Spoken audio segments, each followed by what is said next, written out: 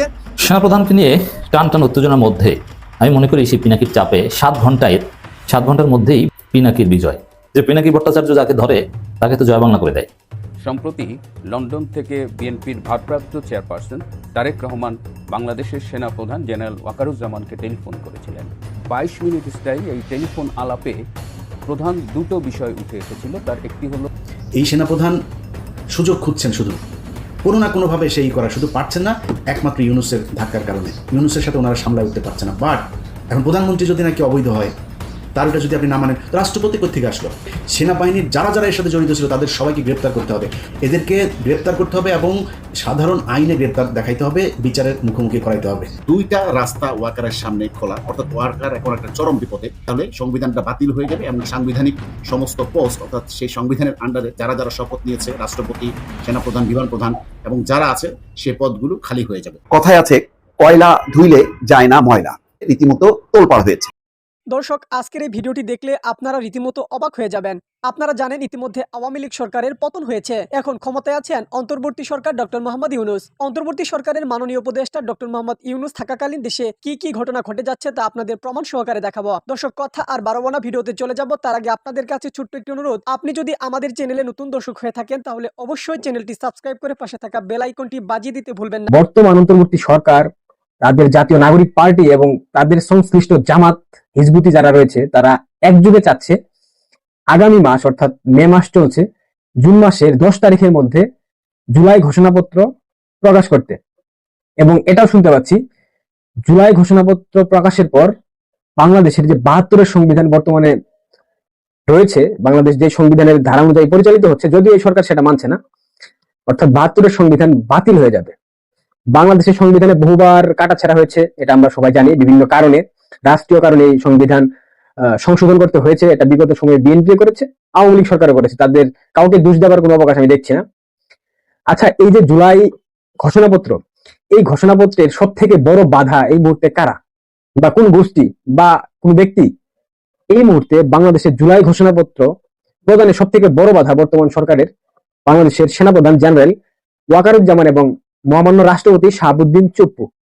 এখন যদি জুলাই ঘোষণাপত্র প্রকাশ করতে হয় কিংবা প্রদান করতে হয়, সেক্ষেত্রে এই বাধাগুলোকে উতরে যাওয়া খুব স্বাভাবিকভাবে তাদের জন্য খুব বেশি গুরুত্বপূর্ণ। এবং এখানে আরেকটা বিষয় রয়েছে, এই জুলাই ঘোষণাপত্রের অন্যতম বড় বাধা বিএনপি। কিন্তু আদতে বিএনপি তো ওই ক্রেডিট কোর সংগঠনে পরিণত হয়েছে।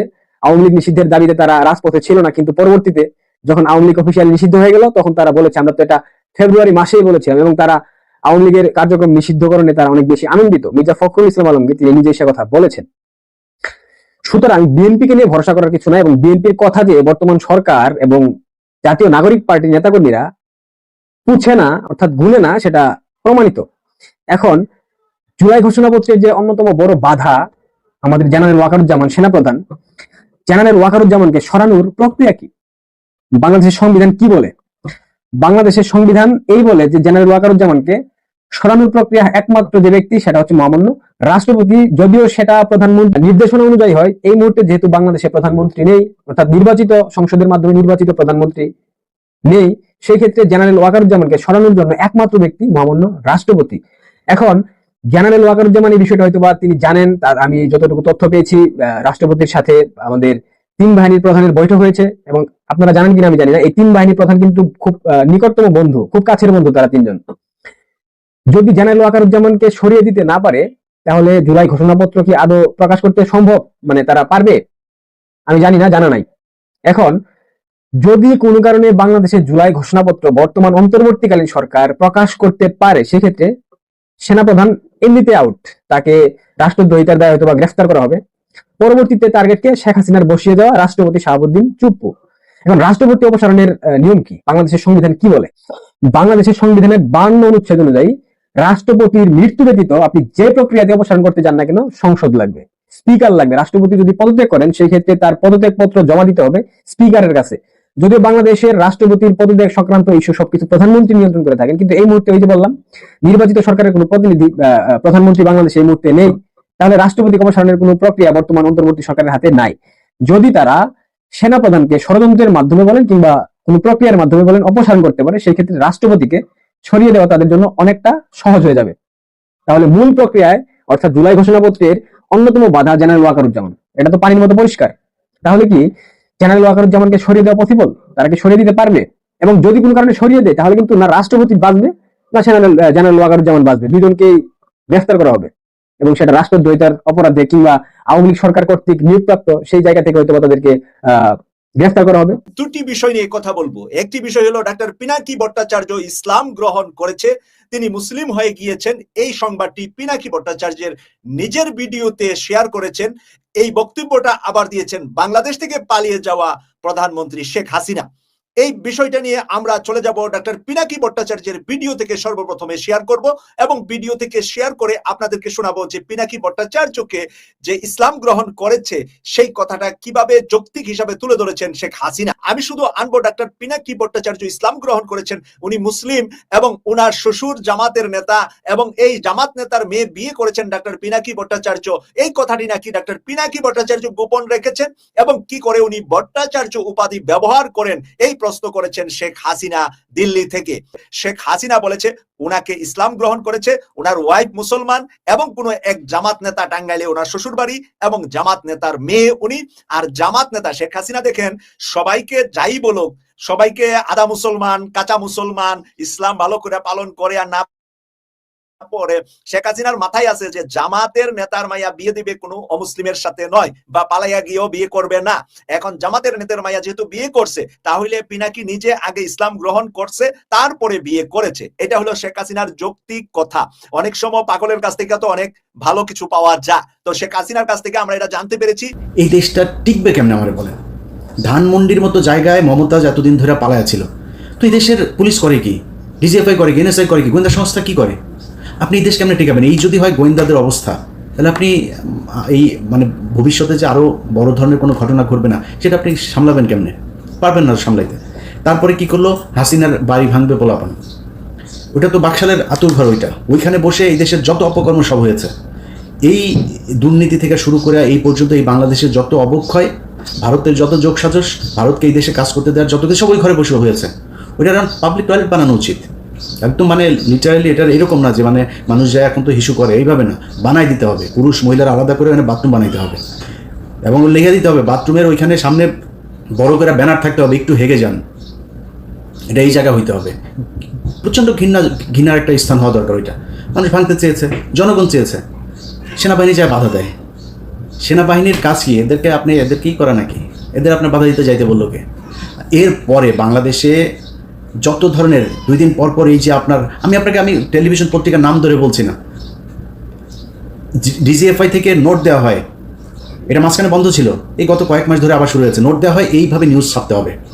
ছাপছেন ভাই, আপনাদের কাছে মনে হইতে পারে যে আমরা বোধহয় কোনো পক্ষকে বোধহয় মানে এই দেশকে মনে হয় রাজনীতি শূন্য করতে চাই, রাজনীতিবিদদের হাতে মনে হয় দেশ যাক, সেটা আমরা চাই না। আমরা চাই হচ্ছে গিয়ে এই দেশের এই তৃতীয় পক্ষ শক্তি এসে তারপর এই দেশ নিয়ে নেয়। এত কিছু মনে করার কিছু নাই ভাই। আপনি যদি মনে করেন যে আমরা বিক্রি হয়ে যাইতে পারি, এখনও কারোর অত টাকা হয় নাই যত টাকা আওয়ামী লীগের ছিল, বিক্রি হওয়ার সুযোগ ছিল। তো কুরবানির আগে যেহেতু হই নাই, কুরবানির পরে বিক্রি হওয়ার কোনো কিছু নাই, ওই দাম আগের দাম আর এখন পাওয়া যাবে না। সো এটা মনে করেন না, যদি কিছু বলে থাকি না, যেটা বলি সেটা আপনাদের ভালোর জন্য বলি। আপনারা শুধু একটা জিনিস মাথায় রেখেন, এই সেনাপ্রধান সুযোগ খুঁজছেন, শুধু কোনো না কোনোভাবে সেই করা, শুধু পারছেন না একমাত্র ইউনুসের ধাক্কার কারণে। ইউনুসের সাথে ওনারা সামলায় উঠতে পারছে না। বাট আপনাদেরকে এই বুদ্ধি কে দেয় আমি জানি না। আমি ভাই খুব ছোট মানুষ, খুব অল্প বুঝি। আমার বুঝে যেটা মনে হয়, অনেককে অনেকভাবে বোঝানো হয়েছে যে চুপ্পুকে সরাইলে নাকি দেশ নাকি কীভাবে নাকি কী হয়ে যাবে। আরে ভাই, আপনি হাসিনারে সরিয়ে দিয়েছেন প্রধানমন্ত্রী, তো আপনি মানেন না মানেন, সে তো ওই দেশে প্রধানমন্ত্রী হয়েই ছিল। এখন প্রধানমন্ত্রী যদি নাকি অবৈধ হয়, তার ওটা যদি আপনি না মানেন, তো রাষ্ট্রপতি কোত্থেকে আসলো? ওই সংসদ থেকেই হয় নাই রাষ্ট্রপতিটা? ওই সংসদ আপনি মানেন না। আপনি এই যে ইশরাককে আপনি বানাইতে দিচ্ছেন না, অনেকেই ফতোয়া দিচ্ছেন যে ইশরাককে বানানো যাবে না। কেন? কারণ হচ্ছে ইশরাক ওইটা যদি দেয় তাহলে তো ইশরাককে আবার আমাদের ওই নির্বাচনটা মেনে নেওয়া হবে। আর ভাই, ইশরাককে নির্বাচন আপনার ওইটা দিতে বলছে কে? ইশরাককে তো মানুষ নামই দিয়েছে জনতার মেয়র, ওই এমনিতে যায় বসবে, ওরা আপনার ওই নির্বাচনের হিসাবে দেওয়ার দরকার। অনেক জায়গায় বসাচ্ছেন না লোকজন, আপনি রিটায়ার্ড পুলিশের লোককে আইনে পুলিশের আইজিপি বানাচ্ছেন, কমিশনার বানাচ্ছেন। আর ইশরাকের মতো একজন মানুষকে, আপনি এত জনপ্রিয় একজন মানুষকে আপনি দিচ্ছেন না, আপনার সিটি কর্পোরেশনের মেয়র হইতে দিচ্ছেন না। তো এইসব মানে বানায় বানায় বানায় নিজেদের ভেতরেই করে। বিএনপি জামাতের ভিতরে বিশাল ফাটল ভাই। আপনি কি মনে করেন যে এই দেশে যদি নাকি ইন্ডিয়া আবার এই দেশের দখল নেয়, কন্ট্রোল নেয়, আপনার মনে হয় বিএনপি বা জামাত কাউকে মানে ছেড়ে দিবে? এটা বিএনপির, ওরা কিছু বলিস না আমাদের লোক, এটা বলবে? বলবে যে জামাত আমাদের খুব করেছে, আমাদের মাফ করে দিয়েছে, জামাতের ওদের কিছু বলিস না মনে হয়? আপনাদের ভিতরে সুকৌশলে এবং সোশ্যাল মিডিয়াতে, আমি গতকালকে আমার ফেসবুকে একটা পোস্ট করেছে, এই যে নিজুম মজুমদার, যে হারপিক মজুমদার আছে, এই হারপিক মিলে ওদের তো ধরেন সারাদিন কোনো কাজ নেই এখন, ওদের খালি অপেক্ষায় থাকে যে এটা আমরাও ছিলাম এক সময়, যে কখন হাসিনার পতন হবে, ওদের কাজ হচ্ছে ওইটা। বাট আমাদের সাথে যে জনসমর্থনটা ছিল ওদের সাথে সেই সমর্থনটা নাই। পার্থক্য শুধু এই জায়গাটাতে।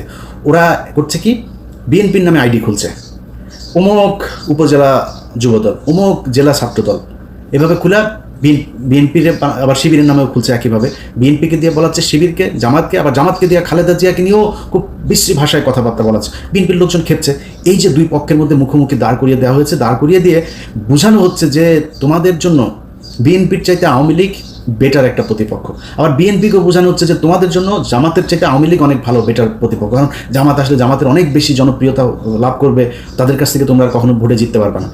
এই যে জিনিসগুলো বুঝায়া যা যা করা হচ্ছে সব গোয়েন্দা সংস্থার খেলা, এবং এই গোয়েন্দা সংস্থা কন্ট্রোল হচ্ছে কোত্থেকে? ভারত থেকে।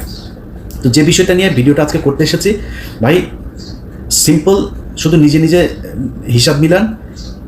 বিটিআর হত্যাকাণ্ড এই দেশের প্রধান, এই বাংলাদেশকে 15 বছর যে আপনার কন্ট্রোল করলো ভারত, সেটার প্রধান দরজা ছিল হচ্ছে পিলখানা হত্যাকাণ্ড।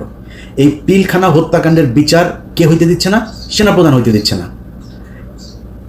প্রথম আলো, এই দেশের জঙ্গি নাটকের মূল হোতা, সেই প্রথম আলোর সামনে লোকজন গেল জিয়াফত করতে, ওর অফিস ভাঙতেও জানে, কারোর ধাক্কাও নেই, অফিসে গায়ে হাত দেয়নি।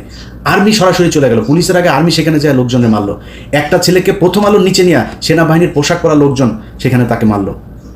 এইসব ঘটনাগুলো কি? আমরা এখনো বেঁচে আছি ভাই, আমাদেরকে কিনতে পারবে না। ডিজিএফআই ওই টাকা পয়সা দিয়া, ওই যে কি বলে ওর নাম কি, ডাক্তার জাহিদ টাহিদ, আরও কিছু ইউটিউবাররা আপনারা কিনছেন, মাসে মাসে পে করেন, অন পেমেন্টে এদেরকে দিয়ে আপনারা নিজেদের পারপাস সার্ভ করেন।